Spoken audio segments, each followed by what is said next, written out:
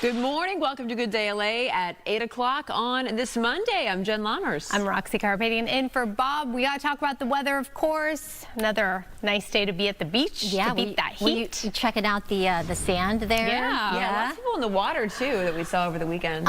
Yes, there were actually a lot of water rescues down at the beach with lifeguards rescuing people from those rip currents. I do want to, again, caution you about getting in the water. Just make sure it is near a manned there's a person in the lifeguard tower, and it's always a good idea to go talk to them, check in. They love that, actually, when you check in, and because they can point you in the direction of where or to avoid in terms of those rip currents. We have a little bit of a sea breeze that is coming in right now, so if you are at the coast, you're feeling it, and you're going to feel a little bit of a difference because of a weaker, slightly weaker ridge of high pressure, and so we're going to call for maybe a couple degrees in drop in our temperatures today than where they have been. Still going to be well above average, though. 69 currently in Burbank, 72 in Woodland Hills, 64 in Corona, to that 86 in Palm Springs, and it'll be in the Coachella Valley, of course, the hottest today. 113, those 1-teens are still with us. Extreme heat warnings in effect through tonight. 102 in the high desert to that 85 in the mountains like Big Bear with that heat advisory in effect. 89 for downtown LA. That's down a couple degrees from yesterday's 91. Triple digits still in the valleys and the Inland Empire to around 100, upper 70s along the coast with that beach hazard statement because of those strong rip currents. We'll talk more about that and how long this little tiny cool down will last coming up, my complete forecast. But first, let's check back in with Stu at Skyfox, get another update on our freeways down below. Hey, Stu, what's going on? Hey, Maria, good morning. Good morning to everybody. If the 5 is your drive this morning, give yourself a little extra time. No crashes. That's a big plus. Skyfox just flying the north on the 5, tongue twister Monday. North on the 5 from the Boyle Heights area up over here to Elysian Valley and into the Glendale area. Now it is very, very slow and go north and southbound right by the 110. Give yourself extra time, especially if north is your ride from the Boyle Heights area. Southbound, you can see it right there. A lot of slowing already starting this morning, coming away from the 134. Either way you play it this morning, that 5 drive is going to cost you just a little extra time to get to where you need to be. Sending it back to you all in the studio. Good morning, you two.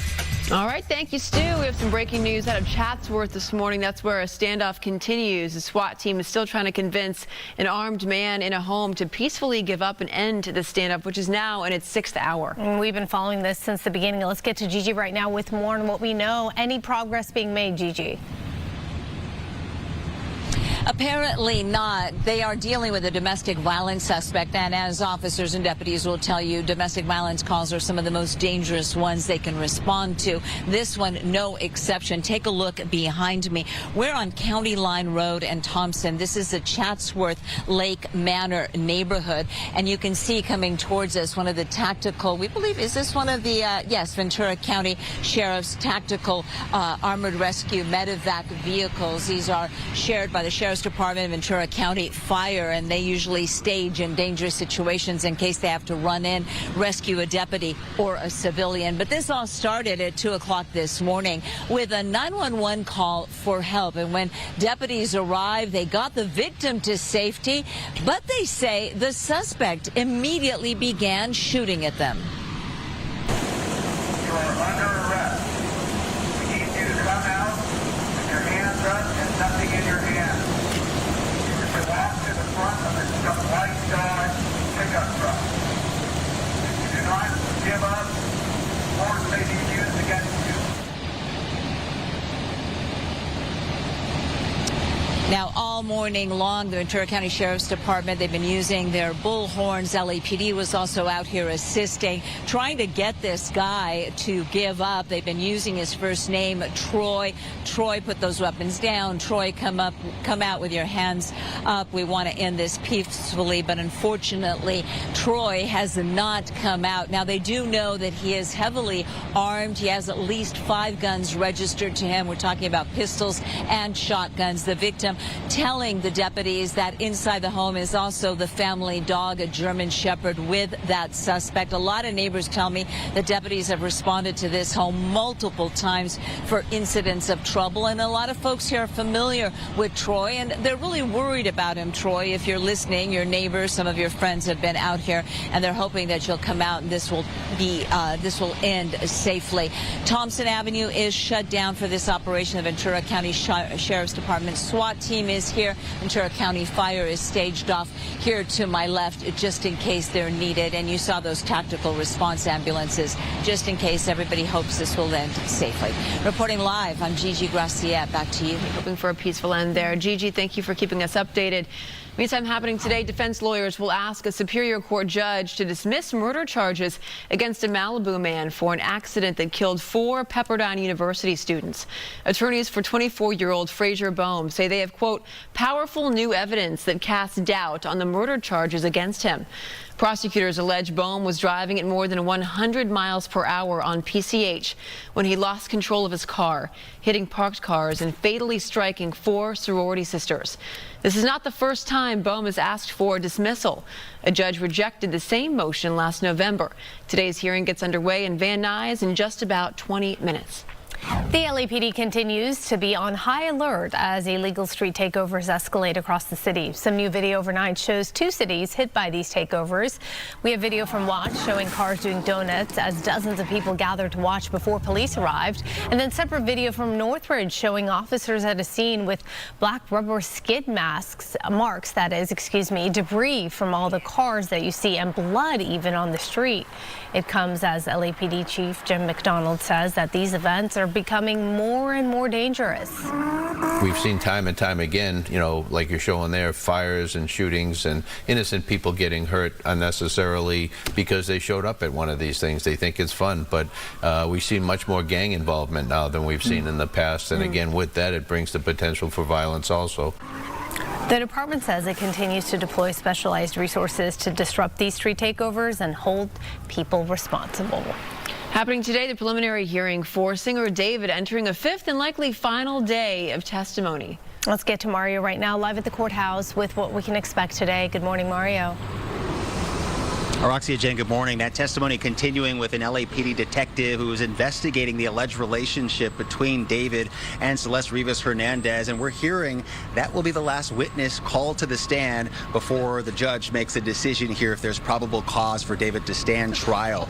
Now, on Friday, we learned the medical examiner couldn't reach an exact time of death because of the decomposing body and the condition of remains. So from the start of the hearing last week, cameras have not been allowed. You can see these courtroom sketches. On Friday, the medical examiner, Dr. Grant Ho, testifying Celeste suffered 2 sharp force wounds, one to her abdomen that penetrated her liver, another to her chest that damaged her ribs. Her remains so badly decomposed, the medical examiner couldn't tell exactly when she died, saying she'd been dead for at least weeks, possibly months, and her body was discovered last September in the front trunk of that Tesla registered to the singer.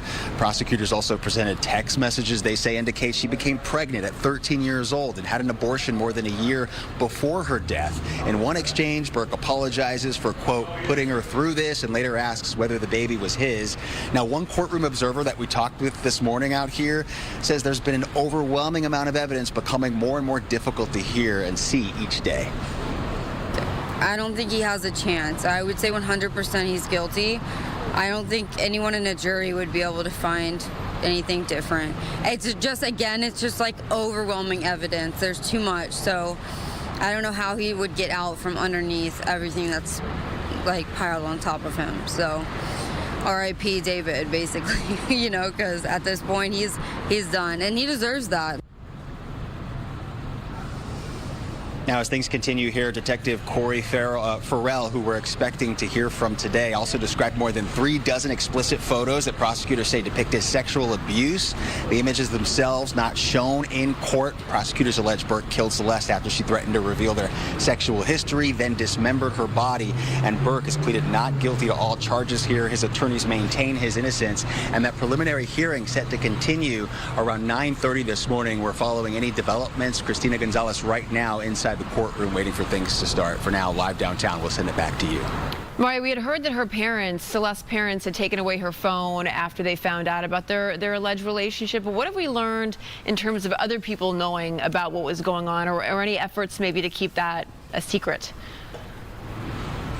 Yeah, prosecutors have been laying out text messages they say shows that David wanted to keep their relationship from going public. And in one exchange, they say that Celeste asked, does anyone know about our relationship? And the response from David was something along the lines of, no, according to prosecutors, and I want to keep it that way until we're married. And prosecutors have also laid out evidence they say shows Celeste later traveled with David to Texas to meet some of his family members. So they're using those messages to establish the nature of the relationship, how it might have changed before the killing, and who may have known about it as well.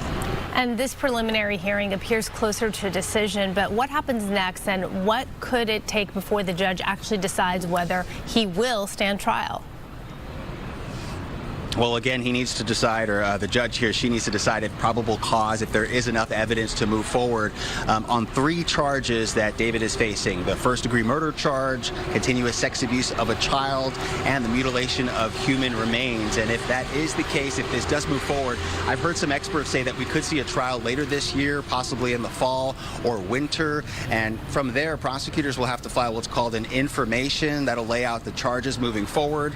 And he'll have to be, David, arraigned once again on those charges. If there's no plea agreement or another legal resolution here, it'll eventually go to a jury trial. And again, we're getting closer to that decision here, day 5, with the last witness being called to the stand this morning.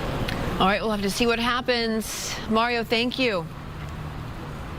Now to a story out of San Diego that has a lot of people fired up. Federal authorities are reviewing a video that shows someone apparently kicking a sea lion. The video was apparently shot in La Jolla Cove. It shows one person harassing and eventually kicking a sea lion as it sat on a wall. In the world?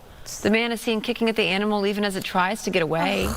At least one other person can be heard laughing in the background. This video has gone viral, and it's gotten the attention of the feds. Sea lions are protected by federal law. The people responsible could face fines up to $36,000 and up to a year in prison. In addition, the feds getting involved. The San Diego's mayor has ordered local police to review that video. God, what a jerk. Yeah. Why? Like, why? Yeah. Ugh. Disgusting. Let's go to Stu. Stu. What's going on, Stu? Yeah, that was upsetting to watch. I'm being serious about that. Hey, Skybox Traffic is brought to us by My Home Sold. Taking a look at what's going on the 134. It's not as bad as that video we just saw, but definitely got some problems westbound. 134 freeway coming out of Burbank. Take a look at that. You can see all that backup still there. And there was a crash in the backup as well. Everything has been cleared off of the roadway, but the slowing remains. So give yourself a little bit extra time on that westbound 134 through Burbank. By the time you hit the 170, it does open up, and the ride on the 101 looks fantastic. Let's take a look at some traffic hotspots. Hi, I'm Adrian with My Home Sold, and we want to buy your house. We buy any house in any condition. No commissions, no closing costs, and no repairs. Go to myhomesold.com for a free same-day cash offer. That's myhomesold.com.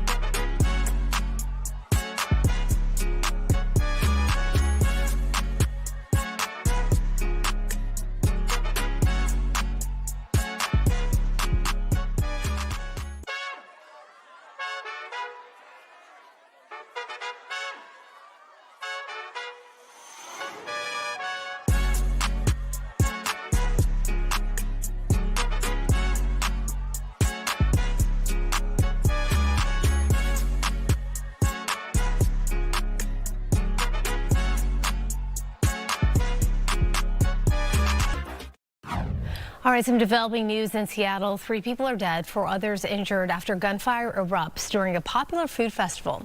Now, this happened last night. Beneath the Space Needle, investigators say 2 men started shooting at each other in the middle of the crowd. Witnesses say dozens of people panicked. They trampled over signs and vendors' stalls as they tried to escape. First responders say a 2-year-old boy was among those injured and rushed to the hospital. The boy is said to be in stable condition this morning. I heard like gunshots, lots of them, and I thought it was like just a game or something that was going on, or fireworks. We were minding our own business, running our booth, and then we saw a crowd of people running towards us. It was kind of a stampede. Everyone got scared. I mean, pushing each other, running over signs. Police say they recovered 2 guns and arrested 1 suspect immediately, but the second shooter managed to slip away into the crowd. Investigators say while that second suspect is still on the loose, they do not believe there is an active threat to the public. Joining us now live from Seattle is Caleb Mitchell. So Caleb visited the festival on Friday, 2 days before that shooting began, and had concerns about the lack of security. Caleb, I was watching your video and I actually got chills. It was a bit prophetic, what you had been saying. Yeah, appreciate you for reaching out. And yeah, when I arrived at the event, there was an immediate feel that something was just off, and the lack of security was prevalent in my instincts. And I even walked in with a firearm of my own. Wow. Well, okay, so you walked in. What was the reason? To just test it? To test the security measures there? I always carry my firearm. I'm licensed to carry in Washington State. Okay. And if I had seen a checkpoint, I would have returned back to the car with my girlfriend, put it in the lockbox, and came back without it. How have you been to this festival in the past? If you have, talk about the comparison from past years to this year.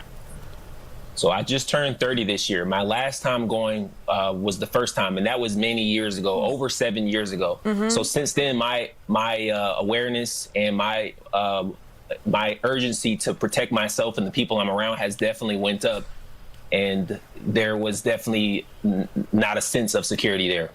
So you were talking about there was no bag checks. No wanding, where that you have to go through some sort of like a metal detector or anything like that. Had there been any security measures there at the festival in the past? Not that I recall, and I don't. And from what I hear from the comments and people that have been engaging with the posts that I've put up there, it seems like this how it's always been. Mm-hmm. And they advertise on their website how they've been around since 1982 and that they've had over 350,000 attendees, but yet there's still no type of checkpoint at the heart of Seattle, right by the Space Needle. So describe this festival in the sense that for those of us who've never been, is there just one entrance point, one exit point? Can you just walk in from any angle? Talk to us a little bit about the setup. So the setup there really isn't much of a setup. And that's one of the things I noticed, because before I arrived, I like to kind of do things strategically. I had already looked at a few different places that I wanted to eat at before arriving there, and I couldn't really locate them on the map. And when usually things are not flowing or organized, there's usually more chaos and disturbance. So as soon as we kind of also saw that, we made our time there even faster from time getting there and getting out. And entry was pretty much accessible from all areas. You could come in through the bushes, you could come in with a bike, you could ride in on a skateboard, you could probably drive a car through it. So it's almost like a farmer's market kind of feel, where you can just enter at any point wherever you please. Correct. And unfortunately, you have seen things like this happen at festivals like that, where people try to, for example, use their cars as weapons. We should mention that we did reach out to the festival itself asking about details on security, and we really have not heard back just yet. But you got some comments in your social media, Caleb. You mentioned people were saying, oh, this guy's just afraid to be outside. Did you vocalize your concerns to any of the security officers that were there? I didn't vocalize myself to the security there, as the people who were there were in a way hard to locate. And the only security guards that I saw were on my way out, and they were having some type of break behind a fenced area, which was more secure than the area that the attendees were in. And there just didn't seem to have the correct amount of security per per person. And as an artist and person who hosts events, there's more pressure on me with my 200 capacity events than it seems like there was on this 350,000 attendee event. How many officers or security officers or police did you see just walking around? Was it a heavy presence or just kind of hard to even tell because it's such a crowded event? It was crowded, but when I did see security, they were heavily armed. So it was very, they were distinguished when you see them. But I would say there was probably only 2 to 3 guards for every 2 to 103 yards of distance. And in between every 2 to 300 yards was probably 300 to 400 people. So clearly having armed security guards there, they knew that there was, not that there was a threat, but that when you have a gathering of that many people in one space, that anything could happen. As for you, is security on top of mind for you when you go to things like this? Security and safety is always on my mind. And as someone who is doing a lot for the communities that I serve and also just trying to protect myself, which is why I have the firearm in the first place, it's the first thing that I noticed. And I took many videos while I was there because I make content. And out of all the videos that I make food reviews and I made different types of attraction videos. But the only one that I posted was about the security because that one just didn't feel right. I didn't feel like posting any of the other content. Wow, it was enough for you to say something publicly. All right, Caleb, well, we're glad you're safe. And thank you for taking the time this morning to talk to us. Of course. And one last thing, can I add? Since the incident, it seems like there's been no statement since the tragedy happened with the Bite of Seattle page, yet they've been deleting comments. And on their website, the footer used to have the business entity name, and they changed it to a different name than it was yesterday. Okay. We're going to have to look into that. Also still, awaiting comment from the festival. Thank you. I got proof. All right. No problem. Thank you, my friend. Let's go over to Maria. Yeah, let's talk about this heat wave that we have had. We are actually going to have a little bit of a reprieve, if you can call it that. Just temperatures are going to drop slightly as we get into today, tomorrow, and Wednesday. And that's mainly because of this ridge of high pressure that has moved over to the east just a little bit, giving us a chance to get just a tiny bit more of a sea breeze. It's also still tapping into the subtropical moisture, so of course we're still feeling that humidity, but I don't think we'll be seeing any of the instability as much. Now, watch what happens when we go past Wednesday. High pressure will build back towards Southern California or over the Four Corners, and in that position, we'll be pulling up a little bit more of that instability, so chances for some showers will likely increase, and so will those temperatures. Will be back up to much hotter conditions and could be even hotter than what we experienced already this month. Right now, we're looking at some extreme heat alerts that will be in place through tonight. If you're headed to the beach to try to get some relief, it's a good spot to go. A lot of people were there over the weekend. Of course, the water temperature is refreshing. However, that being said, we do have a beach hazard statement and those surf heights getting to 3 to 6+ feet, and some strong rip currents in the water will continue. So just be extra careful if you are headed to the coast. We have a heat advisory for all the areas shaded in the orange here, with temperatures still getting up into the 80s and 90s. So heat-related illnesses still possible, and then a slightly more major risk for that as you head farther inland. Extreme heat warnings in effect until this evening. High temperatures today will still be in the triple digits if you head to the Coachella Valley, 113 there in Indio, but out towards Inglewood around 83 today. Traveling north to Fresno, 100 there, 96 in Sacramento, and here's our temperature trend as we look at Boyle Heights. There's a slight drop in those temperatures even as we get into Wednesday, down to 87. Again, we'll take it. Every little bit helps, and then back up to the mid-90s by Friday into this upcoming weekend. Stay with us. We'll be right back after this quick break.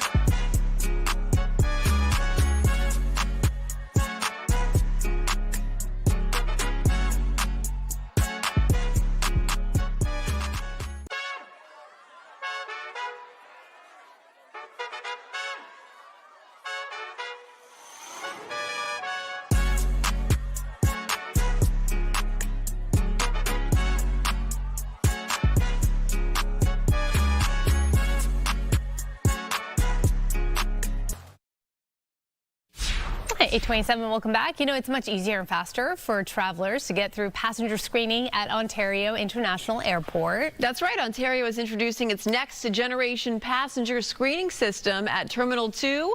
We have Brooke Staggs joining us live now to talk to us about the improvements there. Ontario Airport, already easy, but this is just making things a little bit easier for people there. That's some good news, Brooke.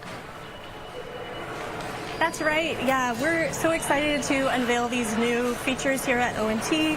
Our airline partners have continued to add new flights coming in and out of Ontario Airport. That's great news, of course, for our passengers that want more options. It does mean that we've gotten busier. Right now, you could see you could probably get from your car to your gate in 20 minutes. But we do have times. You guys were out here Memorial Day weekend. We were very busy. So we're always looking for ways to keep traffic moving faster into our screening areas. So here in Terminal 2, we've gone from 4 to 6 screening lanes. So 50% bump in the capacity to get folks through as fast as possible. We also added a new dedicated exit corridor so that the old exit that people are used to on the east side of the terminal is now a screening lane to get people in faster. People now exit through an exit corridor on the west side that has some really cool features built in, some cool Instagram-worthy signage, and some cool LED screens to welcome people as they arrive at ONT. So on average, how long does it take to get through security screening now compared to before the new system started? It's hard to say because, again, if you're here in that 4 to 6 o'clock hour or late at night when we have a lot of flights going out, it previously could be up to an hour. So, again, we added 50% capacity in screening lanes, so we definitely expect that time to be reduced. But it really depends on what time of day you're going through. That's why we do recommend, no matter what time following that TSA recommendation, getting here 2 hours before a domestic flight, 3 hours before an international flight, just to be safe. And if you do end up with time to kill, we have a lot of good new restaurants, amenities, and things like that in our terminals to enjoy. I do feel like more and more people are traveling these days. Are these improvements part of a bigger, more longer-term solution there? Absolutely, yeah. This is part of just our ongoing construction that we're doing to upgrade the experience at ONT. We took back control of the airport from the Los Angeles World Airports about 10 years ago. So ever since then, we've been looking for ways to upgrade the experience for our passengers in our existing terminals. But we also are under environmental review for our ONT Bold program, and that's a much bigger project to actually add a whole new terminal in between the 2 existing terminals that'll allow for international arrivals.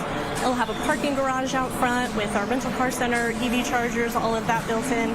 So we're really excited to kick off that project. But in the meantime, we're going to continue doing as much as we can to upgrade the experience for passengers coming through right now. Very good. One more question about upgrades and updates, Brooke. Is our new billboard up there in the in the terminal yet? I believe I did see them, yes. Oh. We have seen them, and they're looking great. Would you look at that? Brooke, thank you. Thank you so much. Appreciate it. Thank you. We'll be right back.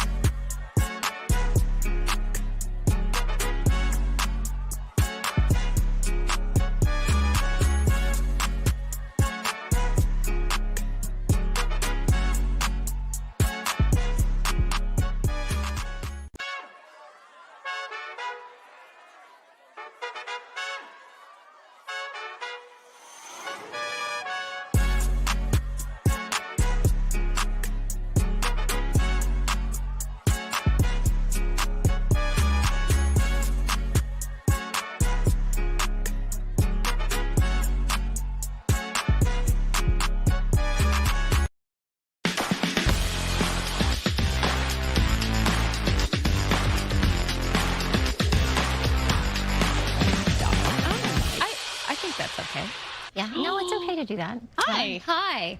Let me ask you something. If you're walking your dog, oh yeah, and you have I know where this is going. No. You have the baggie, and you pick up the droppings. Yeah. Can you put it in? No. You can't put it in your. You're not supposed to. What, it's illegal? No, it's not. It's just sort of, it's just common knowledge amongst neighbors that you should not put your dog's poop in your neighbor's trash bin. Yeah, okay. You're supposed to hold it in your hand. Yep. You put it in your own trash. Even if you pass by 3 trash cans, yep, you have to wait to go to your respective trash can. You should. Okay, all right. Perry just came out and gave me the nod. All right, this is good to know. So stop doing that. Yeah, stop dumping your dog's poop in other people's trash cans. Now, here's what I will do. Don't be an animal. My neighbors are going to be... Listen, if my trash can's like overflowing, like we had a dinner party or whatever, I have extra bags. Like I will go into my neighbor's trash can the night before the trash people come. And if they have room, I will put extra. Do you ask ahead of time? No, I just do it. Okay, let me ask you this. Does the HOA, are they in charge of, like if you have a community HOA, are they in charge of putting those little doo-doo bag stations here and there? Because we have those. Oh, that's very nice. Well, you live Could you bring me a few of those bags? Yeah. You have a nice area. I buy my bags. Yeah. So Some of our neighbors actually have that. They have the little library things, you know, like the little neighborhood. Oh, I like that. That's right. Those are so cute. I have nice neighbors, actually. They don't mind. I mean, I'm not going to like 2 blocks down and so take my books, but don't use my bin. I got it. Right. Thank you. Yeah. Put it on a t-shirt. New neighborhood etiquette. All right, excessive heat risk. Let's talk about this. I'm going to walk over to the green screen. You know, last week we talked about the risk, and it was way, way high, right? It was extreme in terms of the heat. Well, now we're down to, it's still high. Don't get me wrong. The risk is still out there, so you want to limit your physical activity outdoors, but it's between high and very high. So this is a result of temperatures kind of coming down just a couple degrees or so, and it'll be there through Wednesday. I think by Thursday, however, we'll start to ramp it right back up. High pressure right now is over the Oklahoma-Texas Panhandle area. It's going to build back towards Southern California as we get into Thursday, Friday, Saturday. So that's why the heat will be back up. But as we look at our calendar, the heat has been on. I mean, the month of July has been definitely a July fry. Looking at all these red boxes, I think 94 was the hottest day thus far, and we could get to there again as we look ahead to the weekend, maybe even surpass that as we get to Saturday, the hottest as I look at the extended outlook. 91 degrees was the high yesterday. Today, 89. See, so there's that drop in temperatures. Our sun will set at 7:58. Still hot, don't get me wrong, but we'll take it. 93 in Burbank, 86 in Long Beach, 79 in Huntington Beach, to that 113 in Palm Springs. So still, please stay heat safe. All right, let's go over to Samada, get a traffic update before you walk out that door. Hey, Samada, what's going on? Good morning, Ray. Good morning, everyone. Yes, we do have this earlier accident. It is now clearing. Just a hint of delay in both directions. The good news, as I mentioned, things are going to improve. Eastbound side of the 10 at Euclid Avenue, where 2 vehicles collided again earlier. And the slowdown has you now to about 38 miles an hour. In and out of downtown, looking good. Just a little over half an hour, your drive from the downtown LA area through Mid-City to get to the west side. Not bad. Northbound side of the 110 from 405. We're going to have to double check on that. We've got a look at the 15, both directions at Summit Avenue. Seems to be moving along in both directions there as well. Ladies? All right, Samada, thank you. You know, diamonds may be forever, but this morning it's all about those beads. Ooh. International Beading Week is in full swing, and Coco is in Dana Point putting her jewelry making skills to the test. Ooh, what are you making me? I need an anklet. You know what's so funny about that, Araxia? So Liana and I were just talking about the fact that she does want to know what your style is because she does want to make you something. So, okay, well, I'll be texting you throughout the morning, kind of getting what you want. I actually was picking, well, whatever. I'm going to end up talking forever about this because I was seeing some things and I was like, I think that screams Araxia, but we'll see. Anyway, it is International Beading Week. I'm excited about it. We're celebrating it, and we're celebrating it in the perfect spot. OC Beads right here in Dana Point. Speaking of Liana Brackett, who we love, she was a meteorologist for us, and now she's the owner here at OC Beads. So if you can talk about when people walk in, they probably have so many ideas. How do you recommend people shop? Yeah, and there's so many different things that they can choose from, all right? So, I mean, I normally start off with, like, what's your favorite color? What's your favorite stone? Some people are like, I love aquamarine, I love turquoise, so we can direct them there. But there are so many choices. Sometimes people come in and they have a certain project in mind. We've been doing a lot of waist beads and waist chains, so, like, this one has been pretty popular as well. This is African glass beads, and they just kind of, I mean, I'm pregnant and everything, so it's a different location. Which way? Higher, lower, I don't know. But people do these waist beads, and that's been one of the popular things that have been happening around the summer. And you were saying you make permanent jewelry for people too, right? Yeah, we actually have a welder, so we do permanent jewelry as well. I mean, it's definitely one of those trends that have been really popular for this season. So it's been good. It's been really, business has been good, and I just love seeing what people would come up with. We can add charms to the permanent bracelets. We can do permanent anklets. I've done those as well. Some necklaces, but that's, I don't know. I mean, do you want to have a permanent necklace? Right. I'm like, I'm going to take everything off around my neck. I don't want to sleep with it. It might choke me. I don't know.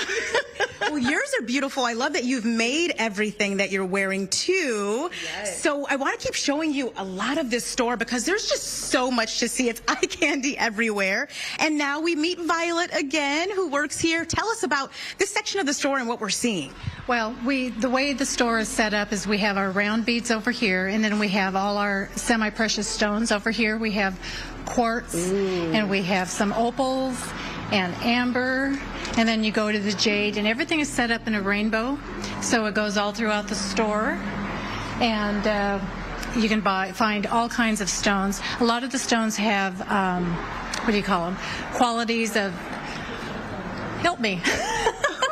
Well, yeah, a lot of them are, you know, they can go based off of like your mood or what you're feeling. They mean different things, right? They mean different things, and they also give you different type of energy. I love that. Thank you, Violet. They're so beautiful. I want to get over here to Sage now because the cool thing is if you are kind of like, okay, what do I make? How do I make it? You have people like Sage here who's a designer. So talk about how you're kind of working with the customer here. So Logan came in wanting to do a leather bracelet. So we went back and we chose one that we thought he'd like. He wanted to do a flat leather piece, so we chose that. And it's kind of soft on the inside, which is nice because it'll feel okay on your skin. And then the next problem we found was he really liked this silver bead, but the hole is quite big for the string itself. So we decided to put a knot in the middle of the bracelet, and then we'll have the bead cover the knot, and that way it won't move. And then we also chose some accent pieces at the bottom, and we chose a slip knot at the bottom or at the end of the bracelet so that he can adjust it to however he wants to. I love that. So it's really personalized too as well. And you're taking a look at what I picked out that I'm going to be making in the next hour. Of course, I had to go with pink. Araxia, I told Liana that you absolutely hate pink, so we're not going to make something pink for you. But I need to know what your favorite color is because we're going to be brainstorming here to figure out. I love turquoise. What is your favorite color? I love turquoise. Why don't I know this? Okay, turquoise. Hey. Oh, turquoise. Yes. Oh, that's a good one. Oh, yeah. We have nobody asked me, but and then Jen, use that Coco. No, okay. You know what, Jen? Chopped liver, it's fine. What about me? Fine. To the side over here. Araxia brought it up. Yes. Okay. No, I need to know. We're gonna do a group text. I need to know all of your favorite with like colors. friendship bracelets. Amanda and Jen are like, nobody asked me. It's okay. They're on their list. We were actually talking about like, okay, who are we gonna make bracelets for? And yeah, maybe I wanted to keep yours a surprise, Amanda. Come on. Yeah. Ruin it. Ruin it, Jen. Absolutely. Thank you. If there are leopard print beads, Ooh, that's a good idea. I would love that. Like the tiger's eye. Yes. Yeah. Yes. Friendship bracelets, Sisterhood of the Traveling Beads. Good morning to you. Entertainment is sponsored by Yamava Resort and Casino. Ladies, I know. Saw this online over the weekend. I'm going to need your attention. His name is USHER, and we all know where he was at 7 o'clock on the dot.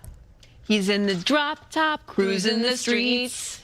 Do you like him when I went, Usher, Usher? Yeah, I said, where was he? And she goes, Usher, Usher. That's good too. Usher shows they still keep us on our toes, especially when it comes to the interactive portion, especially during a Nashville concert.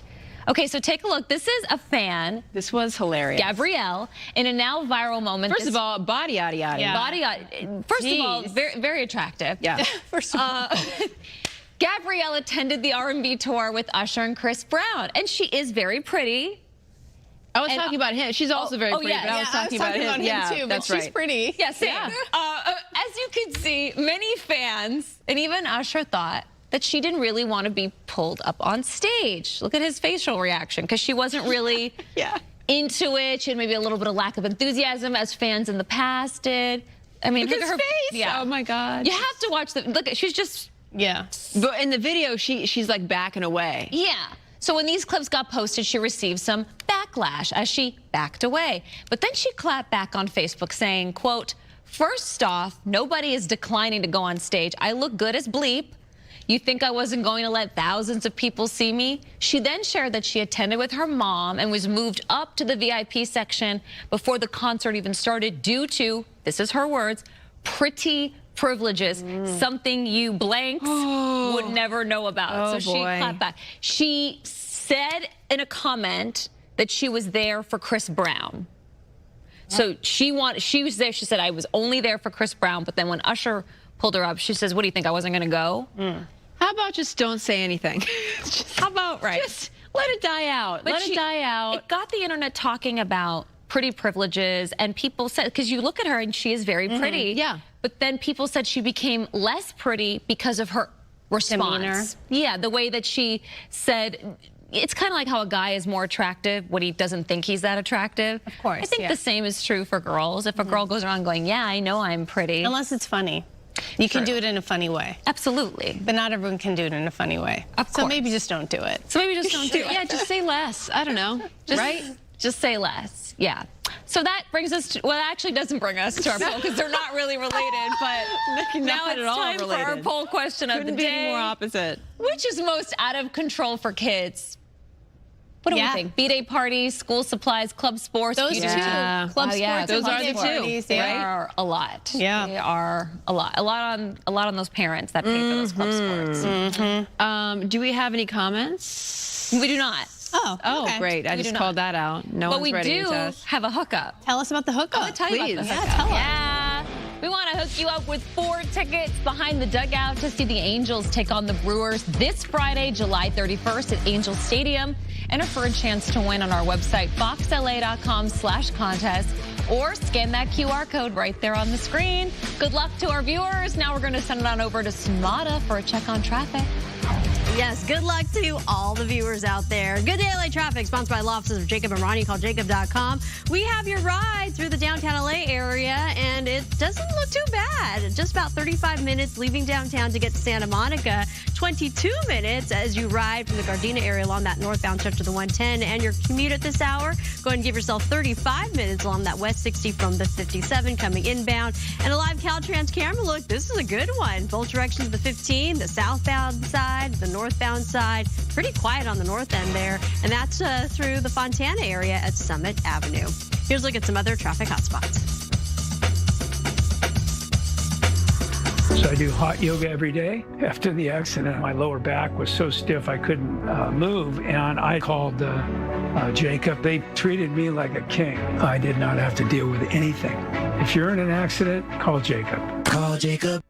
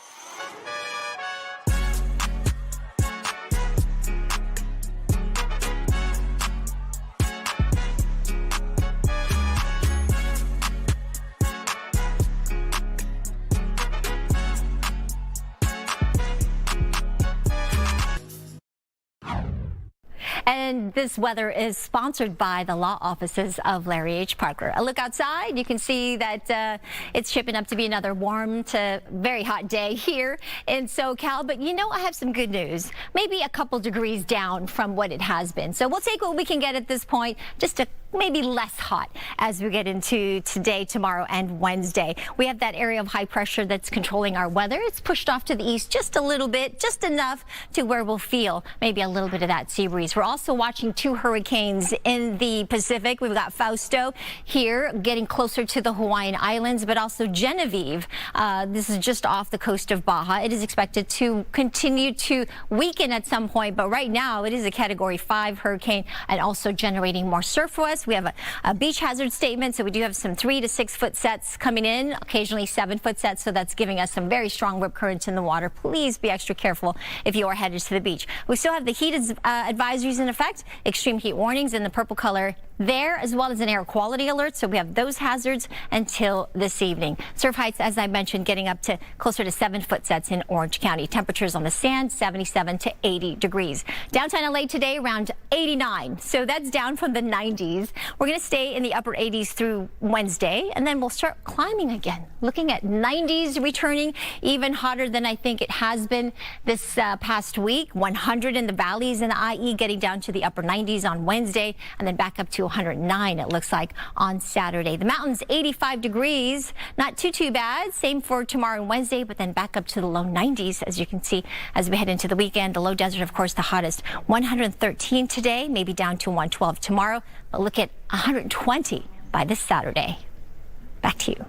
All right, thank you, Maria. So AI can help write an email, plan a trip, or even do parts of your job, but how much should we trust it? That's the big question. As Washington races to expand the technology, are safeguards keeping up with the speed that it's actually changing? So the Trump administration is moving to expand AI across government and national security while directing agencies to strengthen its security and keep humans accountable for high-stakes decisions. But concerns remain over privacy, misinformation, jobs, and the massive infrastructure needed to power it. Joining us now to talk all about it is AI Now Institute Senior Fellow Aya Ibrahim. Aya, thank you for being here this morning. Thank you so much for having me. So Trump administration is moving pretty quickly on this. What's been done so far, and really what still concerns you? Well, there have been a number of announcements over the last few weeks and months, a number of, importantly, voluntary agreements that the administration has struck with industry. So there's been a lot of asks of industry as it relates to utility prices and what that means for people, the additional demand on our electric grid, but also questions of national security and being able to look at models before they are released out into the wild. But again, all of this is voluntary. So there has been a lot of asking of companies and not quite as much requiring them to do certain things. Demanding, yeah. So are government safeguards developing fast enough, though, to keep pace with the companies that are already releasing some of this stuff? Well, I think it is a little bit of chicken and egg. So the companies will argue that government fundamentally doesn't have the capacity to do so. As a former policymaker in government, I would disagree. I think that there is a lot of effort that goes towards furthering this belief that government is incapable. And so then you're constantly reacting to developments from the industry as opposed to helping shape the trajectory and the development of the technology in a way that is beneficial to all Americans and in a way that limits the potential harms. So there's been a lot of commentary from people saying AI is going to take over our jobs. This is only the beginning of it. And it's really hard to tell if that's actually the case or where that's going. A, because it's so early in all this. And it's happening so rapidly, but also the Labor Department doesn't really have those kinds of facts and figures where they categorize things like that, right? Well, the Labor Department does have a very robust sort of data and analytical apparatus, so they are tracking a number of these things. But what I would say is that a lot of this is yet for us to decide. So again, the posture that we're simply waiting for the technology to develop and then we'll figure out how to deal with the effects, as opposed to saying, well, how do we want this technology to show up in people's lives? What do we want it to mean for jobs? Do we want to make sure that if someone's required to use AI in their current job and it makes them more productive and they're creating more for their employer, that they're also compensated in a way that reflects that additional productivity. So all of these are choices and decisions, as opposed to risks that we simply have to wait to see how they play out and then respond to accordingly. So I really just want to stress the role that workers themselves and their electeds have in deciding what this means for work, what this means for labor, what this means for Americans. Yeah, like how do you use it? Because many people, you start to rely on it. You start to take it for what it is. People treat it kind of like whatever the AI answer is, it's a fact. And we've seen sometimes mistakes are made, right? So what are some big mistakes that these systems can make, and how do you kind of maneuver around that? Well, the mistakes can make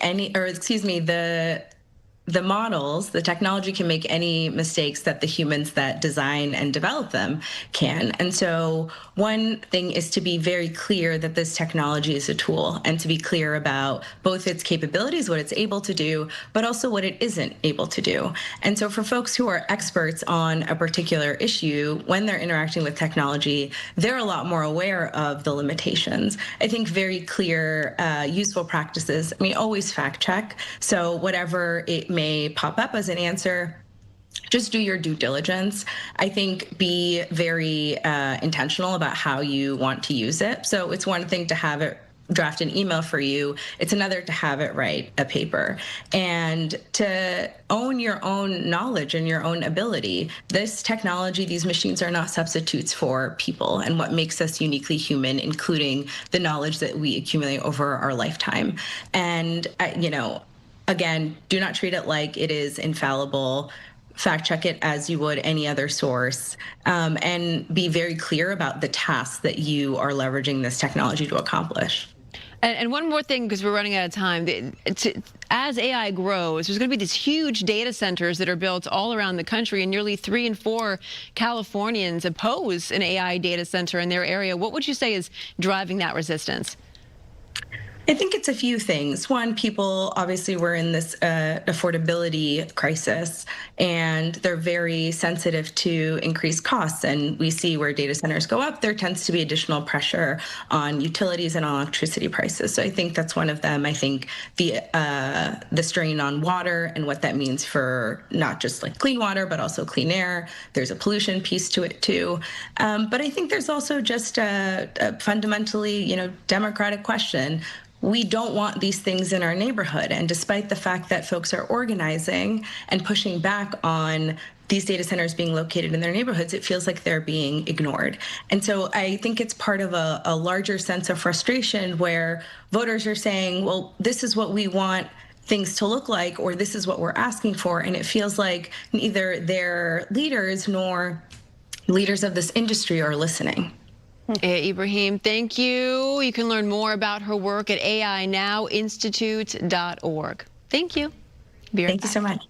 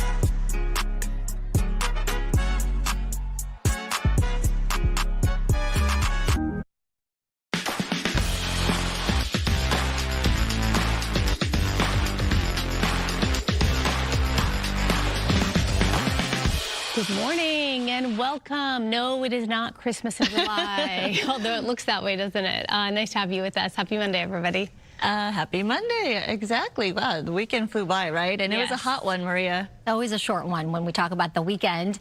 Absolutely. And it was very hot. So hopefully you were in an air-conditioned, nice, fun area, or maybe you were at the coast enjoying the beach and the nice, refreshing waters of the Pacific. Although I did hear about several rescues, hundreds of rescues actually, by lifeguards because of those strong rip currents, and that will continue this week. We've got a slight sea breeze, onshore flow, but if you are inland, you're feeling the heat and a little bit of that humidity. Temperatures are going to drop slightly today through Wednesday and then pick right back up again as we get into Friday and the weekend. Right now, it is already 80 degrees in Woodland Hills. Same for Ontario. It's 95 out in Palm Springs, 76 in Big Bear.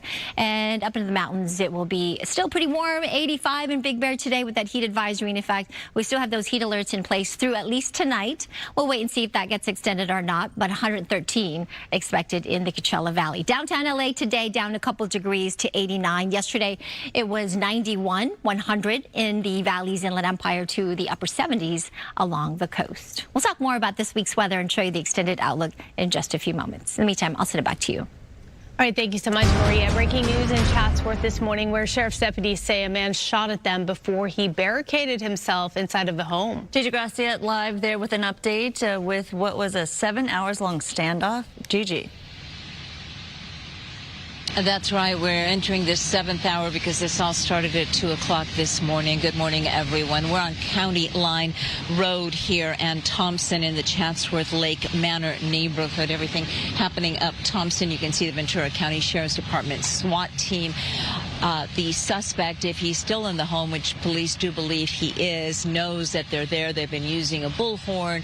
They've been using their aerial unit to ask him to come out. But so far, there's been no sign, no word, no indication that he's even listening to them. He is believed to be inside with the family pet. Let me show you, though, how this all started.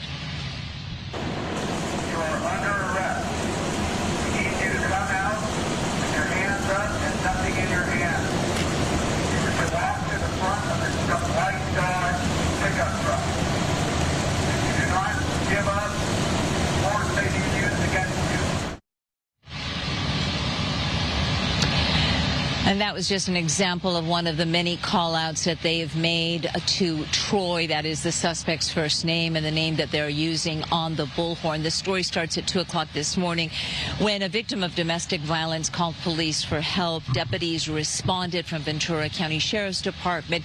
They got her to safety, and she was able to tell them that her husband or significant other was heavily armed. And they found that out very quickly because from inside the house, they say the suspect began shooting at the responding deputies. Thankfully, no one was hit, no one was injured. They know he has at least 5 guns registered to him, including shotguns and pistols. Now, the victim said he's inside. He's refusing to come out. Apparently, this home is no stranger to having deputies at their front door, according to neighbors who say police are often called out. A lot of Troy's friends have also been coming here. They're extremely worried about him. They're hoping that he will surrender. And I believe I mentioned that the wife, the victim, told deputies that the family's German Shepherd is also inside with the suspect. Again, it's been about 7 hours since those shots were fired, and there has been no response from him since then. Unclear what the SWAT team plans to do next, if they're just going to try and wait it out or if they're making other plans. But the standoff with the barricaded domestic violence suspect continues here in the Chatsworth area. Reporting live, I'm Gigi Graciette. Back to you. All right. Thank you, Gigi. We'll continue to monitor that situation. And also happening today, the preliminary hearing for singer David enters its 5th and likely final day of testimony. Let's get to Mario right now back at the courthouse there in downtown LA with more on what we can expect today. We left for the weekend with some really shocking images in court on Friday. Yes, exactly, Roxy, Sandra. And we're expecting to hear some of the most important testimony yet. Things are going to pick up today here in about half an hour or so with LAPD Detective Corey Farrell, and he is expected to walk the court with text messages the moments that their alleged relationship between David and Celeste appeared to be falling apart. We're also expecting to learn more about the final days leading up to the alleged murder. And we talked with court observers this morning, one who said that each day has become increasingly more difficult to listen and watch some of this evidence here being presented. Listen to what they had to say here. I don't think he has a chance. I would say 100% he's guilty. I don't think anyone in a jury would be able to find anything different. It's just, again, it's just like overwhelming evidence. There's too much. So I don't know how he would get out from underneath everything that's like piled on top of him. So R.I.P. David, basically, you know, because at this point he's done, and he deserves that. Now, she was in court as the medical examiner was testifying. Dr. Grant Ho, he says Celeste suffered at least 2 fatal internal injuries to her torso, including wounds to her abdomen and chest, damaging her lung, an injury that the medical examiner said could have caused death within minutes. Now, the court also heard testimony about the dismemberment of Celeste's body. The medical examiner saying clean, flat cuts were consistent with a power tool like a saw, but because the body was so decomposed, he couldn't confirm whether it happened before or after her death.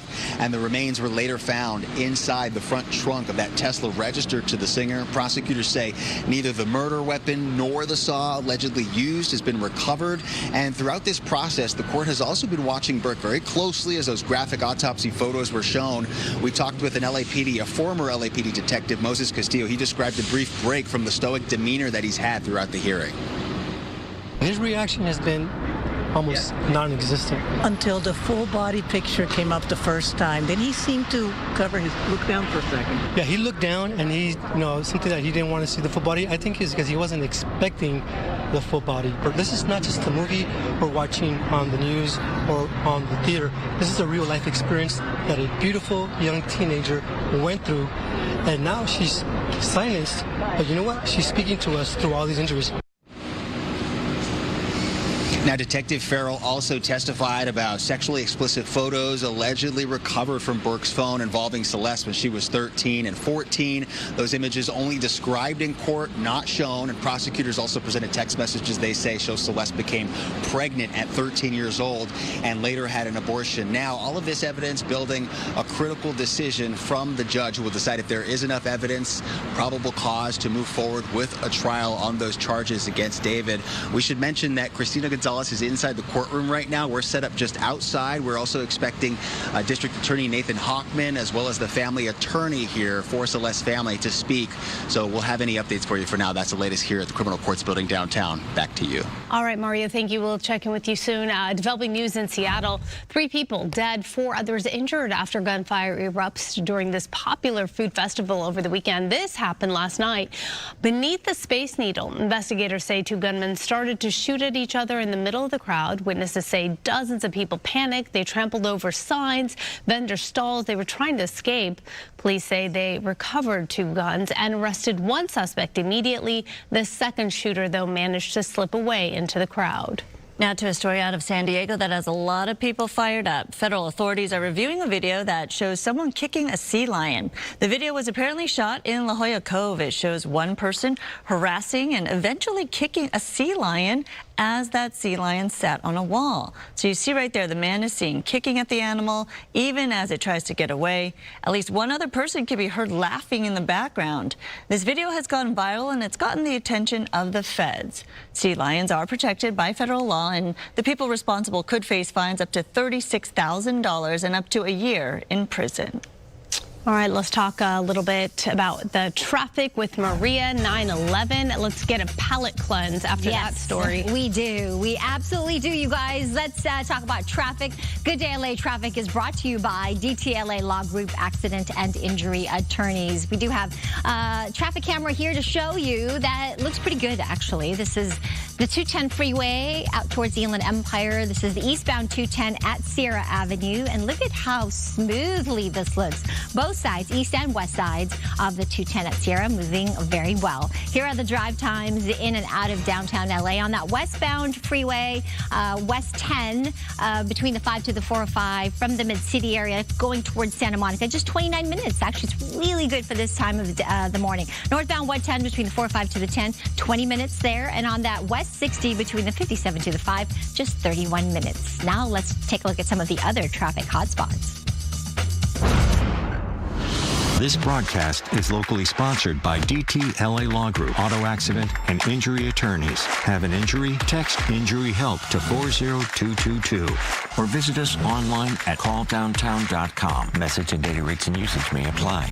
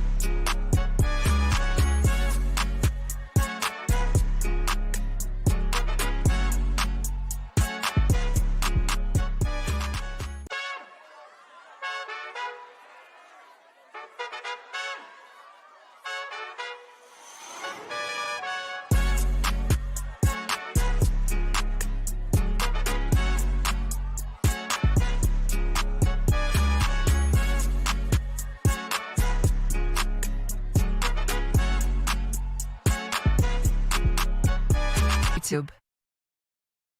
Hi, Amanda. I will watch Can I what you tell just me. for a second? Yeah, I will watch.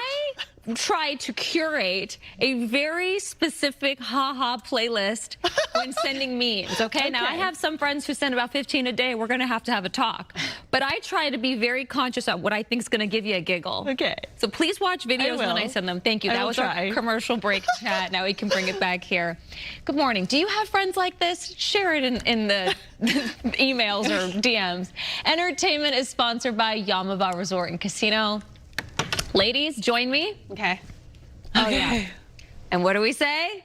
Wakanda forever. This was such a big story over the weekend. Marvel and director Ryan Coogler, he stunned fans. We were waiting for this big Marvel announcement. We got it. This was a really big casting announcement.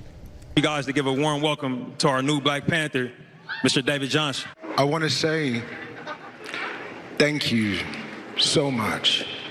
Thank you, Ryan. Thank you, Kevin. Thank you to this amazing family that I have the honor and the privilege and the blessing to join.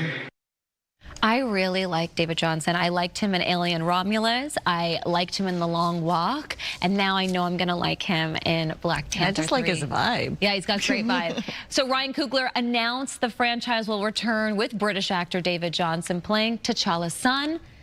He was the iconic character, of course, played by Chadwick Boseman, who passed away in 2020.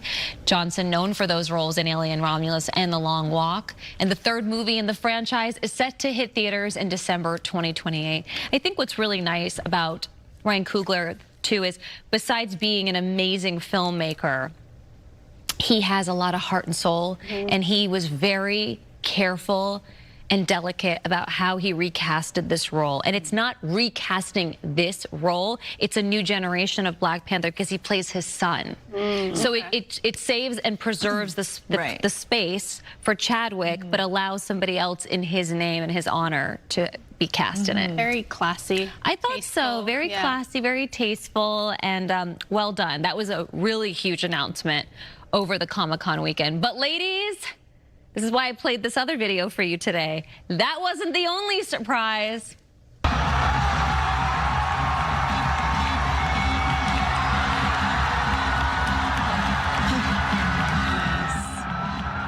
Oh my goodness, people went wild when Ryan Gosling was announced as the new Ghost Rider. Wow. Is this really happening? As you know, this is a character I've wanted to play for a very long time. So, Kevin, Hall H, thank you. That movie is slated for 2028 as well. And I love the internet because they never miss. You know, Simu Liu is Shang-Chi in the MCU. And Ryan is now in the MCU. They were both in the Barbie movie.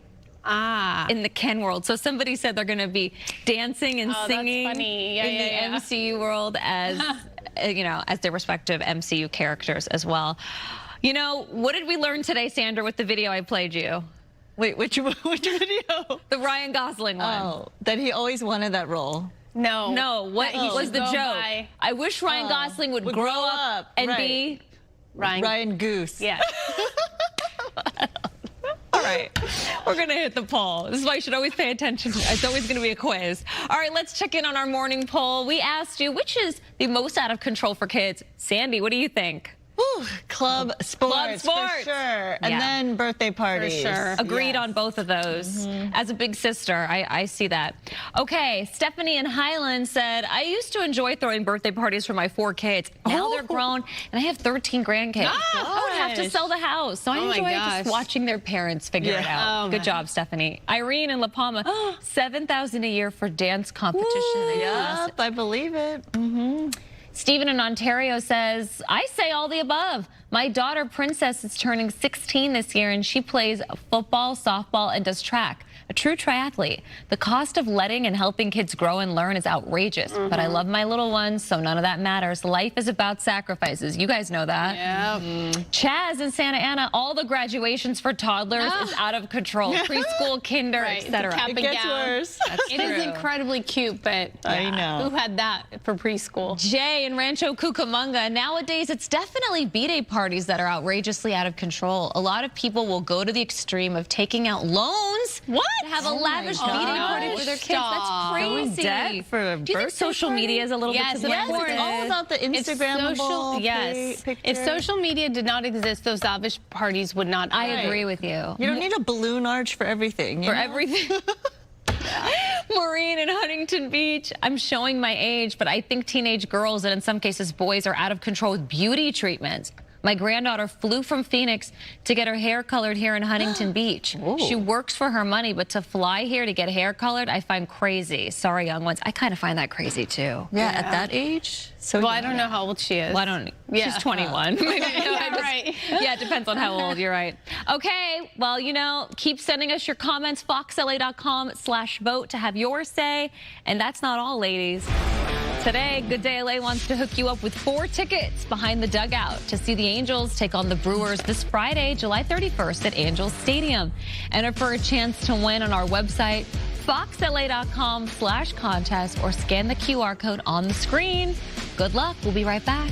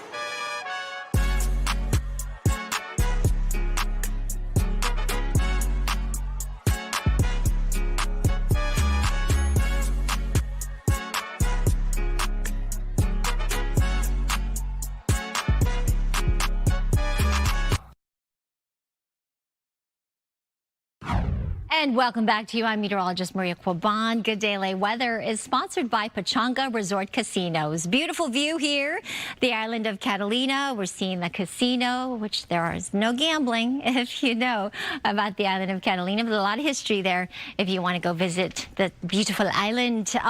It's going to be warm there too, but you know what? The good news, that big dome of high pressure that has been in control of our weather for pretty much the month of July has actually pushed to the east just a little bit, enough to where it's far enough to where we're going to get a little tiny bit of an effect from a sea breeze, but it's centered over the Texas and Oklahoma panhandle right now. So yes, it will still be hot, but we're going to bring those temperatures down a couple degrees today, tomorrow, and Wednesday. Now after Wednesday, that big ridge of high pressure will build back back towards Southern California, toward the Four Corners. And in that position, we'll pull out a little bit more of that subtropical flow. We'll probably see a little bit more in the way of high mid-level cloud cover, but also we'll feel more of that humidity and also some instability. So it will continue to be hot. Our heat wave will continue, and it will ramp up again as we get to the end of the week and this coming weekend. Extreme heat alerts are still in place tonight through 8 p.m. So it should expire, and then another round expected, though, for the heat coming Friday into the upcoming weekend. Still got the humidity, which I don't mind too much. And then we've got the extreme heat still for the lower deserts, high desert areas with plenty of those triple digits. High temperatures today, 113 in Indio, 99 in Bakersfield, to that 81 in Inglewood. And just a quick peek at the extended outlook, Woodland Hills. Yeah, we'll be in the triple digits today, tomorrow, maybe even down to the 90s on Wednesday. But then look at how it ramps right back up for the weekend to near 109 by Saturday. All right, stay with us. We'll be right back after this quick break.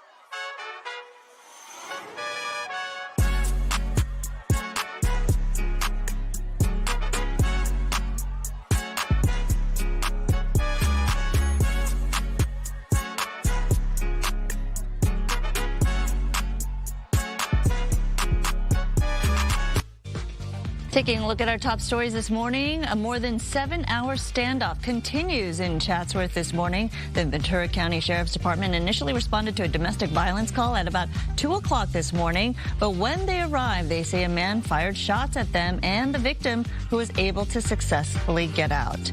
SWAT has repeatedly called on the suspect to peacefully surrender, but he's not giving up yet. New video from overnight shows 2 cities apparently hit by takeovers. Video from Watch shows cars doing donuts as dozens of people gather to watch before police arrived. Separate video from Northridge shows officers at a scene with skid marks and debris from cars and blood even on the street. The LAPD continues to be on high alert as illegal street racing escalates across the city. Call it the July fry. Temperatures will remain hotter than normal in Southern California, while Wednesday and Thursday will be slightly cooler. Don't be fooled. More dangerous heat is expected next weekend. Maria's coming up with all the details.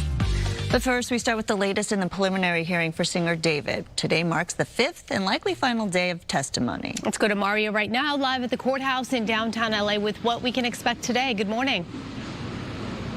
Good morning, Roxy and Sandra. That testimony getting underway right now as we speak, continuing with an LAPD detective who was investigating the alleged relationship when prosecutors say David was 18 and Celeste was 13 years old. Now, we're expecting to learn more about text messages between the two. On Friday, we learned from the medical examiner that he couldn't determine an exact time of death because of the condition of Celeste's remains. Now take a look. We know cameras haven't been allowed inside, but you can see these courtroom sketches here. On Friday, the medical examiner, Dr. Grant Ho, testified that Celeste suffered 2 sharp force wounds, one to her abdomen that penetrated her liver, another to her chest that damaged her ribs. The remains so badly decomposed that the medical examiner couldn't tell exactly when she died, only saying she'd been dead for at least weeks, possibly months. Now her body was discovered last September in the front trunk of that Tesla registered to David, whose legal name is David Burke. Prosecutors also presented text messages they say indicate she became pregnant at 13 and had an abortion more than a year before her death. In one exchange, Burke apologizes for, quote, putting her through this and later asks whether the baby was his, and Celeste replies, quote, "Of course it's yours, David." Those text messages shared, presented by prosecutors. One courtroom observer we talked with this morning says there's been an overwhelming amount of evidence becoming more and more difficult to hear and see each day. I don't think he has a chance. I would say 100% he's guilty. I don't think anyone in a jury would be able to find anything different. It's just, again, it's just like overwhelming evidence. There's too much. So I don't know how he would get out from underneath everything that's like piled on top of him. So R.I.P. David, basically, you know, because at this point he's done and he deserves that. And the detective also describing more than 3 dozen explicit photos that prosecutors say depicted sexual abuse. The images themselves not shown in court. Prosecutors allege Burke killed Celeste after she threatened to reveal their sexual history, then dismembered her body. And Burke has pled not guilty to all charges. His attorneys maintain his innocence. Now, that detective who is taking the stand right now, he is expected to be the last witness here for a testimony, and that is when, shortly after, we could get a decision from the judge if there is enough evidence here presented during this 5-day process to move the case toward a jury trial. For now, that's the latest here in downtown. We'll send it back to you, Sandra and Roxia. All right, a lot of evidence being presented there in this case so far. Thank you so much, Mario, for that update. On to this now. The LAPD is investigating the circumstances surrounding a crash involving a Waymo in downtown LA that left a rider in critical condition. The crash happened on Venice Boulevard and South Union Avenue near the LA Convention Center. Citizens app video shows the aftermath of the accident that happened just before 6 a.m. yesterday morning. In a statement, a Waymo spokesperson says the self-driving vehicle was not at fault and that it was struck by a blue sedan which swerved into oncoming traffic. A man, a woman, and a child inside that blue car were not seriously hurt. However, the Waymo rider was critically injured and taken to the hospital. A cancer patient who lives in Boyle Heights is suing Lineage Logistics, the company that owns the warehouse that caught fire in June. According to the lawsuit, Eric Lara says that he has spent a lot of money on air purifiers and utility costs due to the fire. Lara lives about 1.5 miles from the warehouse and has to leave home every day for his treatment, but he says conditions and shelter in place made it hard to do so. The lawsuit accuses Lineage of negligence, public nuisance, and unlawful business practices. We have reached out to the company for comment. Ontario Airport unveils its next-generation passenger screening system at Terminal 2, making it faster and easier for travelers. The improvements include 2 new security screening lanes to significantly speed things up during peak travel periods. The upgraded checkpoint includes enhanced monitoring systems, new document verification equipment, and digital information displays to guide travelers through the screening and exit process. Similar improvements to Terminal 4 are expected soon. The House is on summer recess this week, but they passed a flurry of bills before their break. The avalanche of legislation deals with everything from government funding to banning lawmakers from trading stocks. Fox's Chad Burke breaks down why none of it is actually close to becoming law. Let's start with avoiding a government shutdown. The House okayed a plan to run the government until December 4th, but it needs 60 votes to break a filibuster.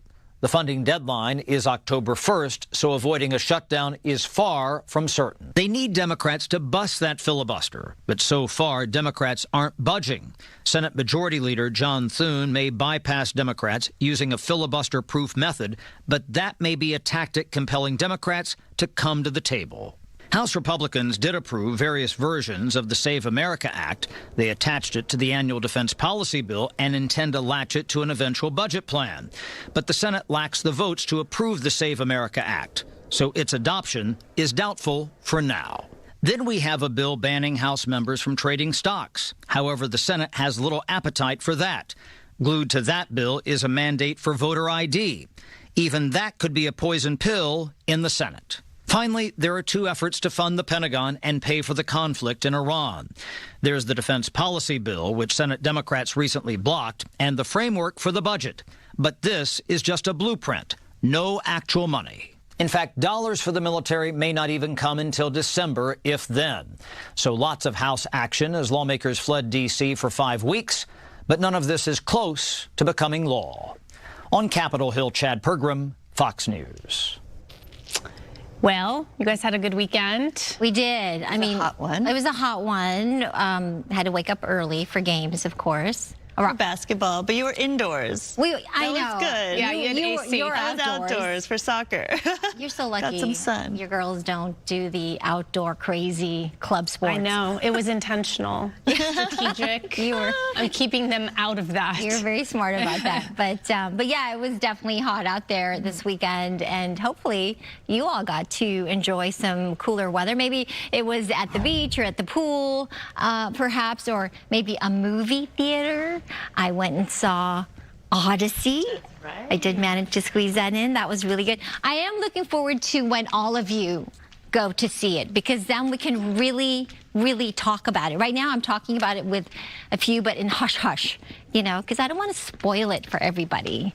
So you've got a little bit of time, and then that's it. And then we'll start talking about it on the air. So you guys need to go see it, okay, so we can discuss. It's really quite good. Summer heat wave is going to continue. It will be maybe a little less hot today, so we'll take it. That's maybe a couple degrees today, and then a couple degrees cooler tomorrow and Wednesday. It's far from cool, don't get me wrong. It's still going to be well above average, but perhaps not as hot. A little bit of a sea breeze will be working its way in, and then just like clockwork, by Friday into next weekend, it will be really hot again. So just be mindful of the heat risk. Last week, we were talking about really extreme heat risk for the San Fernando Valley, parts of the Inland Empire. Today, it's still high to very high, kind of teeter-tottering between that. So still want to caution you about doing any strenuous activity outdoors. You want to avoid any heat illness as you get through the day today and over the next couple of days, but it will get higher. It'll probably ramp right back up to extreme as we get to Friday and this weekend. High pressure has pushed to the east just a little bit over the Oklahoma-Texas panhandle, so just enough to where we'll get the effects of a little bit of that sea breeze, but we're still tapping into that subtropical moisture and still picking up some of that humidity. I am watching 2 hurricanes in the Pacific, and I point this out because Fausto is still a hurricane moving awfully close to the Hawaiian Islands. Right now, the forecast calls for it to move just to the north. And then we've got Genevieve in the East Pacific, which is a Category 5 major hurricane, again, moving away from land. But they're both generating some high surf for us, and high surf expected for Hawaii. You can see the cone of probability here. Looks like it's going to skirt just to the north. Winds at 80 miles per hour. Genevieve, 155 miles per hour. And it is going to, like I said, continue to generate more high surf along our west coast. High temperatures today, 100 Woodland Hills, 89 downtown, as I mentioned, 102 out in San Bernardino, 85 in Big Bear, to that 113 in Palm Springs. All right, I'll show you the 70 forecast just a couple minutes. Back to you. Maria, thank you. 2 massive lottery jackpots are up for grabs this week. Today is the Powerball prize for $633 million. The drawing is at 8 p.m. after nobody won on Saturday. But a lucky person in Michigan matched 5 numbers to win $1 million. And then tomorrow, the Mega Millions jackpot climbs to an estimated $800 million, the 10th largest jackpot in the game's history. International Beading Week is underway. It is shining a spotlight on bead artists around the world and right here in our backyard. Coco McAvoy live at a boutique in Dana Point to show us just how easy it is to get started. Are you feeling crafty, Coco? I am feeling crafty. I love OC beads. From the second I walked in here, I was wowed. They have so much. It is beautiful. And of course, you know our former meteorologist, Liana Brackett. This is her and her husband, David. They're the owners here at OC Beads. And so tell us all about how OC Beads came to life and what you offer. Yeah, I mean, it's totally just out of the blue that I walked into the store to make my very first beaded necklace. And I came in just kind of wanting to have something creative, and I saw a sign on the counter that said business for sale from the previous owner. I walked out of the store, called my husband. I was like, babe, I don't know why, I feel like we need to buy this store. And when she told me that, at first I was like, that's super random, but also Liana's super crafty, super creative, and it just made sense. I was like, well, go talk to her. So it's really been just like a little bead heaven. We've owned it now for 2.5 years, and it's been so much fun because we have wonderful customers, wonderful employees, and just a wonderful selection of beads. Definitely a wonderful selection. You both are sporting some great beads too, by the way. Yes. Show your wrist. Yes. Oh yeah, as well. Show the wrist off. I love that. So you can see all the possibilities, and I want to come over to this table now. This is where we've been working in between. You can see so many of us here, Sage, Violet, and Cheryl. And okay, so Violet, we've been working on this piece. Tell us about it. It's so beautiful. Well, this is the rose quartz that you chose, and you decided to put in some pink strand to string it, and then we have the gold fillers in between. So this is going to be your necklace. I love it so much. I love pink. You all know that. And Cheryl, you have some beautiful pieces that you've been working on. Tell us about what you like about coming to OC Beads. It's a lot of inspiration. When you walk in the door, there's a lot of beads. There's a lot. You get kind of overwhelmed, but you could find anything, and they're always great to help employees. And this I made on my first trip here. It was a class. These are some other ones that got made. It's a Japanese kumihino, which is kind of fun. And this one I want to finish today. And this is for an inspiration that she had on at one point when she posted, and I really liked it. So come in and get good inspiration and lots of help. Yes, I like that. Speaking of lots of help, Sage, you're a designer, so tell us about what you're working on. Well, I just finished a repair for a customer, 2 double strand stretchy bracelet and then just a simple one. And then this is called Japanese knotting, which is usually Violet's specialty, but I'm starting to pick it up for myself. So I'm doing some little rice pearls with sterling silver findings and a little lavender silk strand. That is beautiful. Okay, Cheryl, you mentioned classes, so I want to get back over to you two, because I think that's really special that you also offer classes so people can learn how to do this, right? Oh yeah, absolutely. Classes, parties, we do custom jewelry design, jewelry repairs, but some of the classes that we offer, the basic is probably where I tell most people to start off with. You know, you learn the absolute basics of jewelry making. You'll make a necklace, bracelet, and a pair of earrings, and then we have other ones that, you know, as you continue to grow in your abilities, we have knotting, we have Japanese knotting, we have kumihimo, we have chainmail. There's such a variety of classes that we offer. And I gotta say, I think people usually think, oh, this is just for women, but I've gotta say some customers I've seen come in are men, right? Because there's something for everyone. Oh, absolutely. I mean, we get a lot of surfer dudes, we get a lot of fishermen, we get a wide variety. I mean, even Armando, the cameraman, is now rocking a really, really cool bracelet. I don't know what the kind of bead that is, but it's onyx. Yeah, good looks catch, really, really good onyx bracelet. So yeah, I mean, I definitely did not wear any jewelry or bracelets before OC Beads came into my life, but now I really love it. It's fun, and inspired a lot of my friends to do the same. Well, I love that. Thank you so much, Liana and David, and congratulations to both of you. You're both here now on Baby Girl. Thank you. Thank you. Thank you. She's a little bead baby. She's gonna be, you know, pretty much, you know. You look we love great, that little Liana. bead baby. Come here to OC Beads. Doesn't she look? She looks amazing glowing, all the time. for Yes, sure. She always looks glowing, good. of course. Yes. Yes. Coco, you mentioned, or they mentioned that they do permanent jewelry. Is that with beads, though? I've never seen permanent jewelry with beads. I assume it is. So they're asking because the last hour you mentioned that you do permanent jewelry, and they're saying, is that with beads too? We could, yeah. I mean, you do need some chain, but can incorporate it, and we can add some beads. We can add charms. Yeah, you can do that. I mean, I've had mostly like anklets and bracelets are the main permanent jewelry stacks that people are asking for. But I could even see someone doing like a permanent waist chain or something like with some chains, because waist chains are really, really popular right now. It's kind of like little summer trends. Yeah, the belly chain. Okay, Coco, get one. You gotta come check it out. They're open Tuesdays through Sundays. Yeah, I can be the model for that. Okay? Yes, be the maybe model. the anklet, maybe not the belly chain. Yeah. Okay. Maybe make Armando be the belly chain model. Yes, Armando. We'll make Armando be. I want you to see his bracelet. Do I have time? I'm going to take it off his wrist. It is really, really cool that he has been sporting. Nice. Isn't that nice? I like that. Very nice. Very nice. Yeah, with the nice little touch there. Very cool. He's stylish, that's for sure. All right, Coco. Thanks, Coco. Armando is very stylish, yes. And Armando, too. Thank you.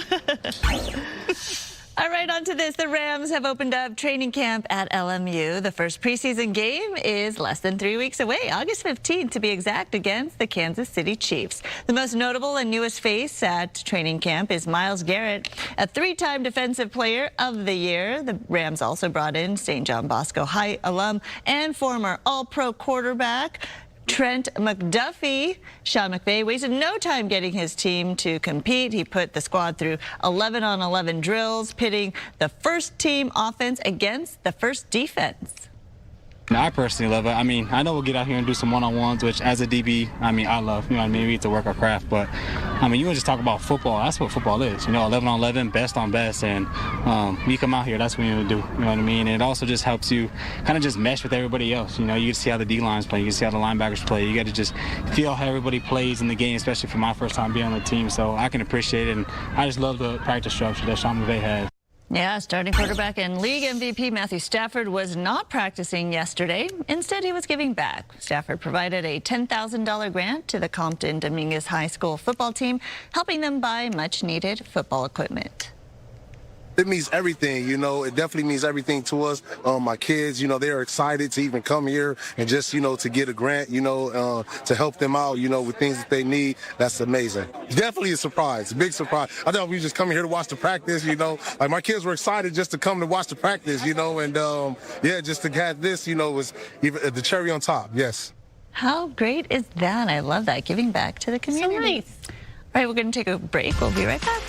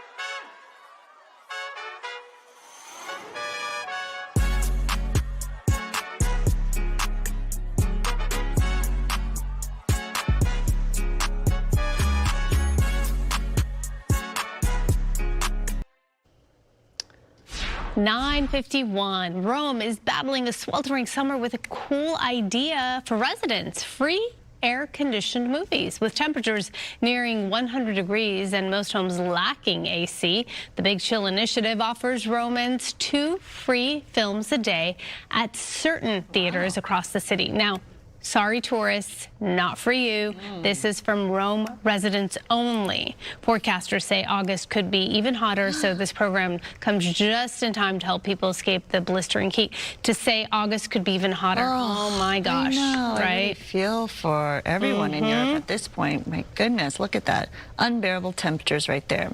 And another heat dome is sending temperatures soaring across much of the country, and a new ranking highlights the cities feeling the most heat. Here, Thumbtack's annual Sweatiest Cities ranking puts Atlanta at #1, followed by Austin, Washington, D.C., Charlotte, and Baltimore, based on demand for cooling-related home products. No California cities made the list. Because we would typically have our natural air conditioner, which would be our marine layer. But right now, oh my goodness, it has been a very hot month for us. We've got some heat alerts that are still in place. But that being said, I do have some good news in that this big dome of high pressure, which has been in control of our weather really all month, has pushed to the east just a little bit, enough to where we're picking up a little bit of that sea breeze.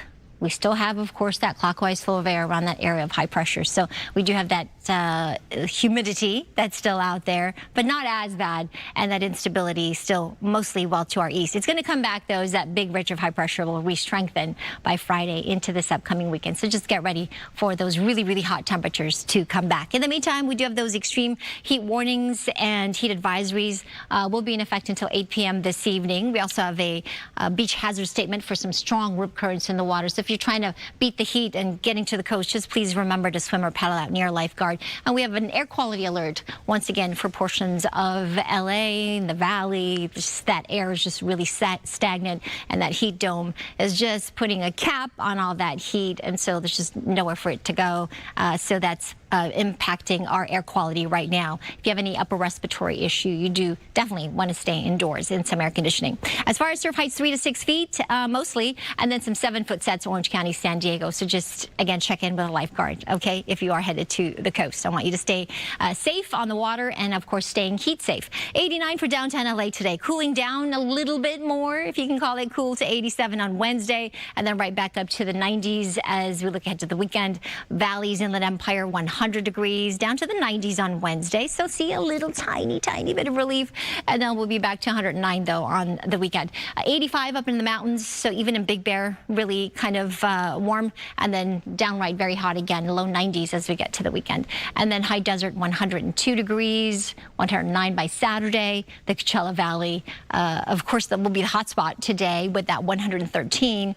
But as you look ahead to Friday and Saturday, 118 to 120 expected by Saturday. So again, keep that in mind as you make plans ahead into the end of the week and the weekend. Back to you. Thank you, Maria. Nevada is turning to a 4-legged solution to manage rising black bear encounters in populated areas. State wildlife officials say Karelian bear dogs could be a game changer.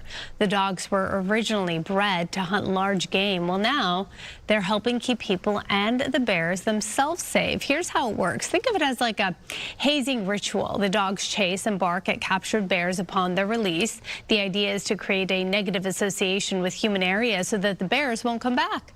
Officials say the new strategy is meant to help reduce conflicts and to prevent the bears from being euthanized. All right, over the weekend, Punch the monkey turned 1. The zoo where Punch lives in Japan celebrated his big day yesterday. Fans around the world showered the baby monkey with love, sending thousands of cards and gifts. Punch captured hearts after his mother abandoned him at birth. Zookeepers raised him and gave him a stuffed monkey for comfort, which he clutched for months. Now Punch has joined the rest of the troop and made some real friends. All right, he's accepted and loved by everyone. About time. So cute. Happy birthday, Punch. We'll be right back.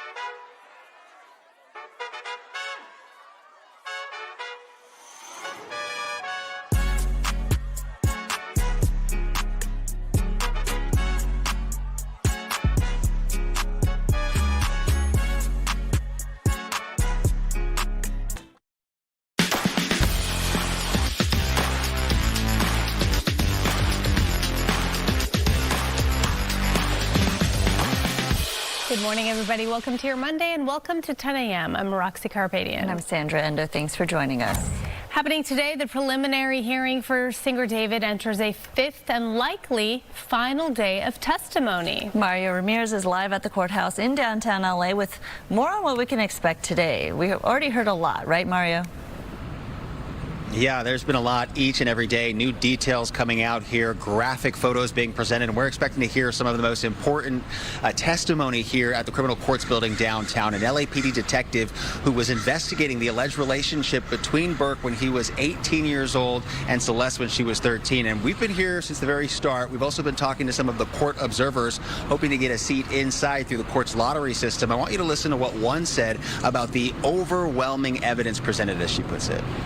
I don't think he has a chance. I would say 100% he's guilty. I don't think anyone in a jury would be able to find anything different. It's just, again, it's just like overwhelming evidence. There's too much. So I don't know how he would get out from underneath everything that's like piled on top of him. So R.I.P. David, basically, you know, because at this point he's done and he deserves that. Now, she was in court as the medical examiner was testifying on Friday. Dr. Grant Ho saying Celeste suffered at least 2 fatal stab wounds to her torso, including wounds to her abdomen and chest, damaging her lung, an injury he said could have caused death within minutes. The court also heard testimony about the dismemberment of Celeste's body. The medical examiner saying clean, flat cuts were consistent with a power tool like a saw, but because the body was so decomposed, he couldn't confirm whether it happened before or after her death. Her remains later discovered in the front trunk of that Tesla registered to the singer, and prosecutors say neither the murder weapon nor the saw allegedly used has been recovered. Meanwhile, the court's been watching David very closely as those graphic autopsy photos were shown. We talked with an former LAPD detective, Moses Castillo, and listen to how he describes a brief break from the stoic demeanor the musician has had throughout the hearing. His reaction has been almost non-existent. Until the full body picture came up the first time. Then he seemed to look down for a second. Yeah, he looked down and he, something that he didn't want to see the full body. I think is because he wasn't expecting the full body. But this is not just a movie we're watching on the news or on the theater.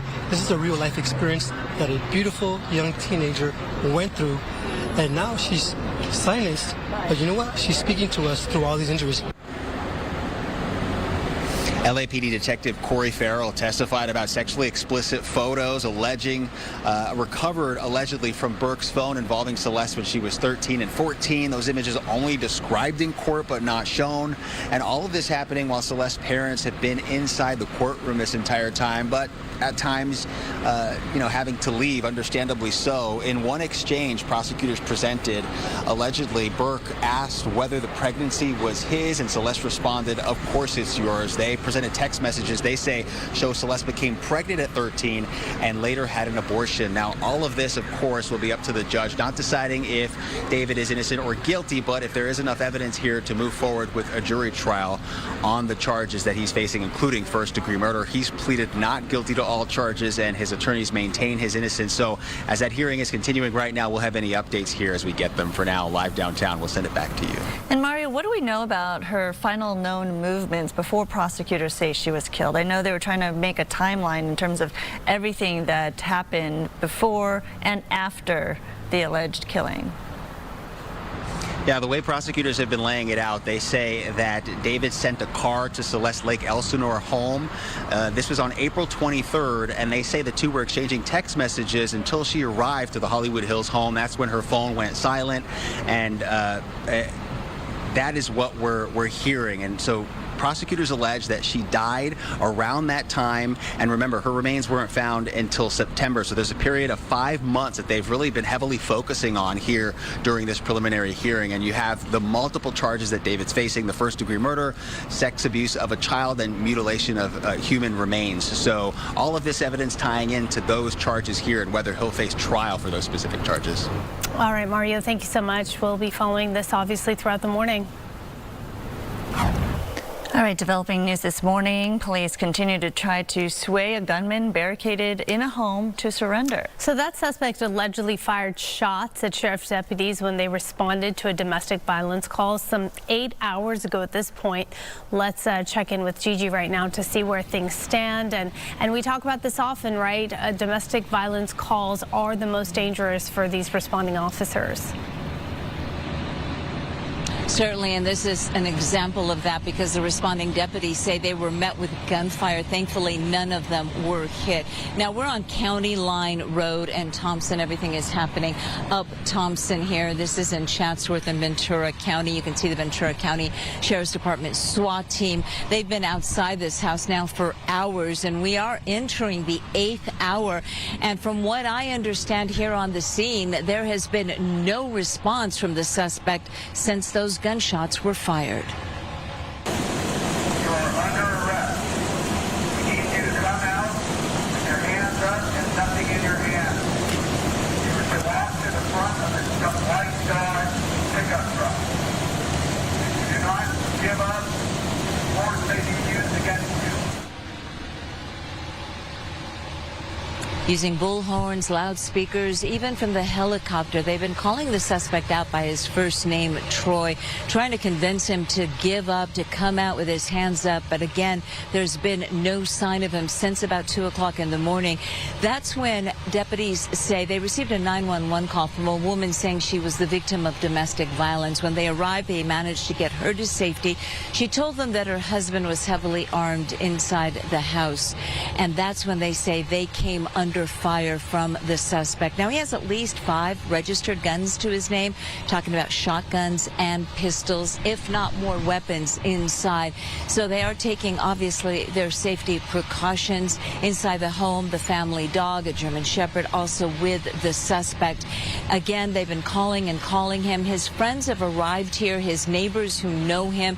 They're really nervous. They're really scared. They're hoping that he'll just give up. They don't understand why there's been no sign from him. He has not responded to any of the call-outs telling him that he's under arrest, asking him to come out. And as far as we understand, he's not answering any of the phones that they have for him. So this domestic violence suspect remains, they believe, inside the home here on Thompson Avenue in Chatsworth. Ventura County Sheriff's Department SWAT team is here, and also Ventura County Fire is staged in case they're needed.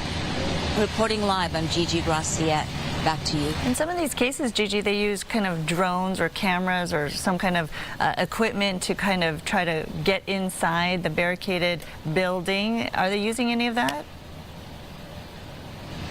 They have exhausted a lot of the things they normally use. They used their drone, and they've also deployed a type of flashbang. Basically, it's inserted inside the house. It makes an extremely loud, explosive sound, sets off some smoke, but that did not bring the suspect out. They've also been using sirens that they have on their Bearcat. This is one of the first times that I've seen this. They have like a train siren. It's extremely loud. It's rocked this entire neighborhood, but no sign of the suspect. All right, we'll continue to keep an eye out on that story. Thank you so much, Gigi. On to this now. The LAPD continues to be on high alert as illegal street takeovers escalate across the city. New video overnight showing 2 cities hit by takeovers. Video from Watts showing cars doing donuts as dozens of people gathered to watch before police arrived. Separate video from Northridge shows officers at a scene with black rubber skid marks, debris from a car, and blood on the street. It comes as LAPD Chief Jim McDonald says these events are becoming more dangerous. We've seen time and time again, you know, like you're showing there, fires and shootings and innocent people getting hurt unnecessarily because they showed up at one of these things. They think it's fun, but we see much more gang involvement now than we've seen in the past. And again, with that, it brings the potential for violence also. The department says it continues to deploy specialized resources to disrupt street takeovers and hold people responsible. Developing news in Seattle, 3 people were killed, 4 others injured when the gunfire erupted during a popular food festival. Police say it happened around 6 o'clock last night at the Bite of Seattle Festival. Underneath the Space Needle, investigators say 2 gunmen opened fire at one another in the middle of the crowd. Witnesses say dozens of people just panicked, trampled over signs, vendor stalls trying to escape. First responders say 2-year-old boy was among those injured and rushed to the hospital. I heard like gunshots, lots of them, and I thought it was like just a game or something that was going on, or fireworks. We were minding our own business, running our booth, and then we saw a crowd of people running towards us. It was kind of a stampede. Everyone got scared. I mean, pushing each other, running over signs. Police say they recovered 2 guns and arrested 1 suspect immediately, but the second shooter managed to slip away into the crowd. Investigators say while the second suspect is on the loose, they do not believe there is an active threat to the public. A Seattle man who raised security issues before Sunday's shooting is speaking out. Caleb Mitchell is an artist and influencer with a big following on social media. Mitchell says his concerns were heightened when he was able to walk into the festival with his own gun without being challenged by security. I always carry my firearm. I'm licensed to carry in Washington State. And if I had seen a checkpoint, I would have returned back to the car with my girlfriend, put it in the lockbox, and came back without it. Entry was pretty much accessible from all areas. You could come in through the bushes. You could come in with a bike. You could ride in on a skateboard. You could probably drive a car through it. And the only security guards that I saw were on my way out, and they were having some type of break behind a fenced area, which was more secure than the area that the attendees were in. And there just didn't seem to have the correct amount of security per person. And as an artist and person who hosted, Mitchell said the city requires events hosts to have at least 3 to 4 guards every 100 attendees. And based on the numbers he saw that day, he believes security was not adequate. We reached out to festival organizers for comment, but have not yet heard back. There may be some renewed optimism for talks to end the war with Iran. The U.S. and Iran have paused airstrikes for now. Doug Luzader has the latest from Washington. Iran-backed Houthi rebels in Yemen showed what they say was the shoot-down of a Saudi drone as spillover tensions rise in the Red Sea.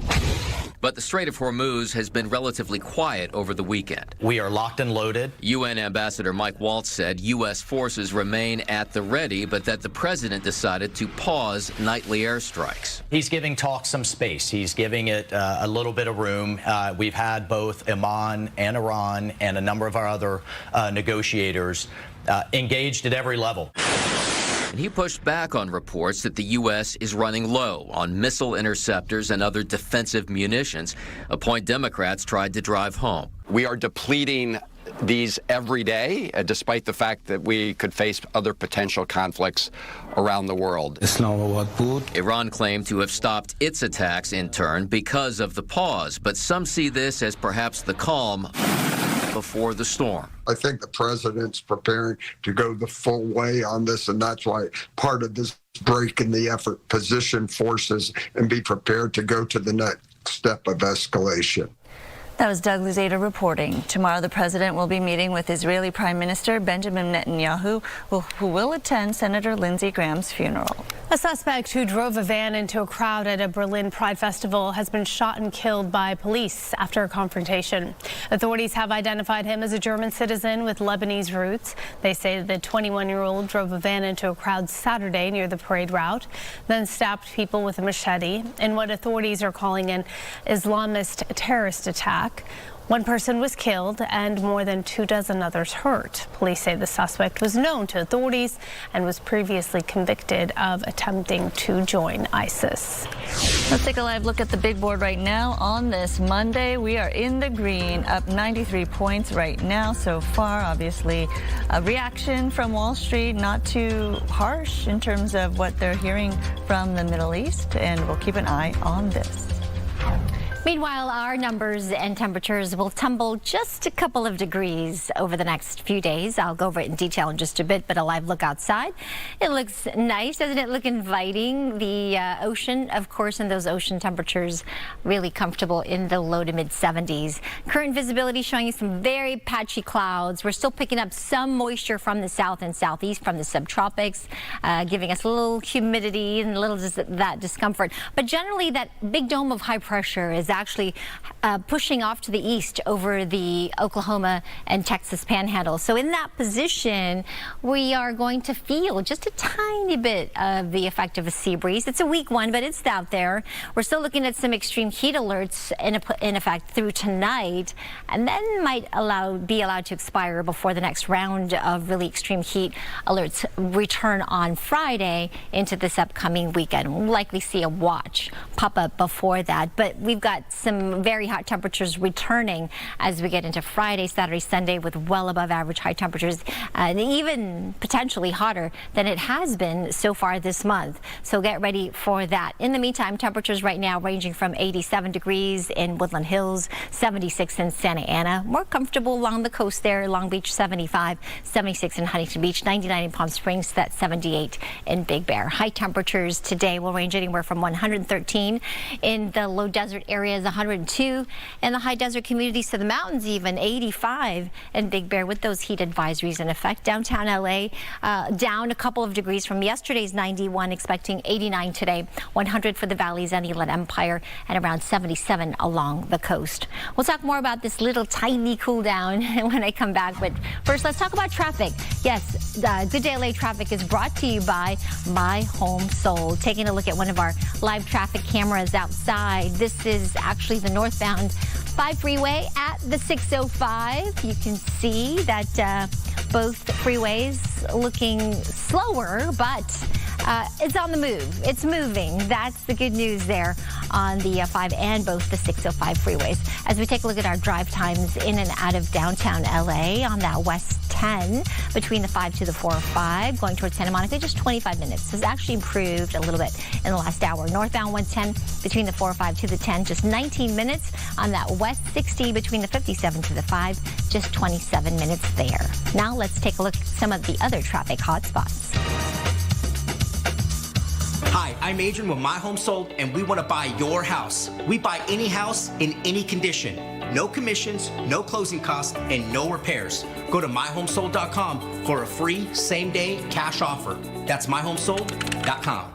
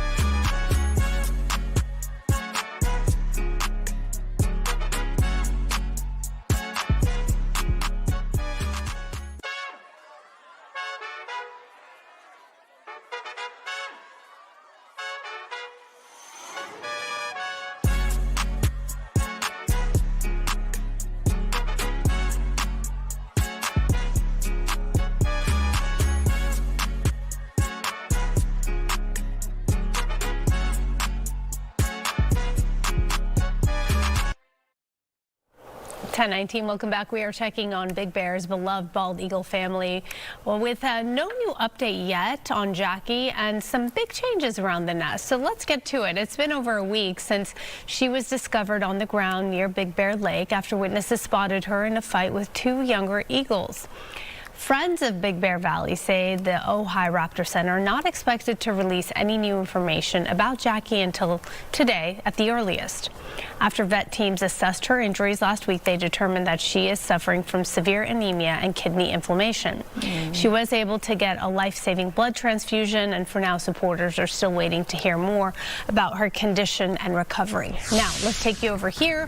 Live look at the nest. It's been quite quiet, actually. Shadows, Sandy, and Luna haven't been seen on camera for several days. Friends of Big Bear Valley say that the young eagles may have started their journey away from the area, normal part of their journey, but that hasn't been confirmed, and the team says only time will tell. They say if Sandy and Luna aren't in the nest, Shadow wouldn't feel the need to protect it. Oh, I see. Okay. And there's some good news for the Eagles' habitat. Supporters have raised the full $10 million needed to buy the nearby Moon Camp property and prevent it from being developed. More than 25,000 donations helped build the fund, with the final $5.5 million gift pushing it across the finish line. If you were curious, the gift was from Greg Brockman, co-founder and president of OpenAI, and his wife, Anna. Wow, that's really nice. Okay, they're eagle lovers, I guess, right? Yeah. It's fun to watch the eagle Bird nest. lovers. So last week we introduced you to Jimothy. Remember Jimothy? Oh, the my latest goodness, viral animal yes. sensation. He's a raccoon with something called short spine syndrome, which gives him that unique kind of shape that you see right there. The folks in the Seattle area love Jimothy so much, they already created a festival to celebrate him. I'm serious. Yes, Shira Matsuzawa has more. Jimothy, Jimothy, Jimothy. This wasn't your typical Sunday gathering. Please raise it up high. This one was focused on Seattle's viral star. He's just like a round little chunky guy. Jimothy, the raccoon that captured the internet's heart. Giving us attention to other people who feel like they can relate to that. This is just how legends are made. Jimothy he's an icon now. Jimothy symbolizes love, hope, saving the Ballard Light Rail. Hundreds gathered in Ballard as Seattle Councilmember Alexis Mercedes Rink proclaimed this as Jimothy's Summer. The summer of 2026 is officially Jimothy's Summer on behalf of my office and Councilmember Dan Strauss's office. She says in a lot of ways, the excitement surrounding Jimothy is what Seattle is all about. We build our culture off of our quirks and these kind of strange things, and it really demonstrates what I believe